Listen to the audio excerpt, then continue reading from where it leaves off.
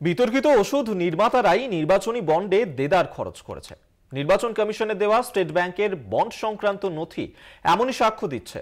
Bond লগ্নিকারী সংস্থার অধিকাংশের বিরুদ্ধেই আয়কর ফাঁকি থেকে আর্থিক বেনিয়মের অভিযোগ তো ছিলই। দেশের প্রথম সারির যেসব কোম্পানির তৈরি ওষুধের গুণমান নিয়ে অভিযোগ রয়েছে কেন্দ্রীয় ড্রাগ কন্ট্রোলে, ঘটনাচক্রে তারাও মোটা টাকার বন্ড কিনে চাঁদা দিয়েছে রাজনৈতিক দলের তহবিলে। নির্বাচনী বন্ড ক্রেতাদের তালিকা প্রকাশ্যে আসতেই কেন্দ্রের শাসক বিজেপির ভূমিকা নিয়ে প্রশ্ন উঠতে শুরু করেছে।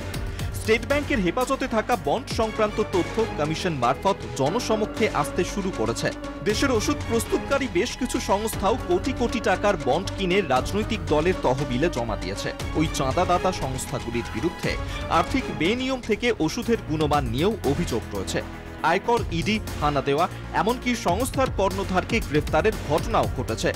কেন্দ্রীয় সংস্থার তদন্তের মুখে পড়া এমন বিতর্কিত 7টি ওষুধ কোম্পানি কোটি কোটি টাকা বন্ড মারফত রাজনৈতিক দলকে দিয়েছে। ঘটনাচক্রে কেন্দ্রীয় সংস্থার হস্তক্ষেপের পরপরই নির্বাচনী বন্ড কিনেছে ওই নামজাদা ওষুধ নির্মাতারা।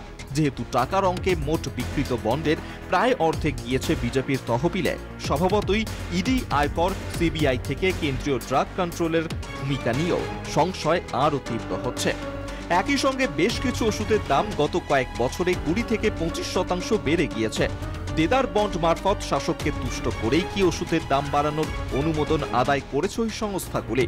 বন্ড তথ্য সামনে আসতে এই প্রশ্ন উঠতে শুরু করেছে। কলকাতা টিভি।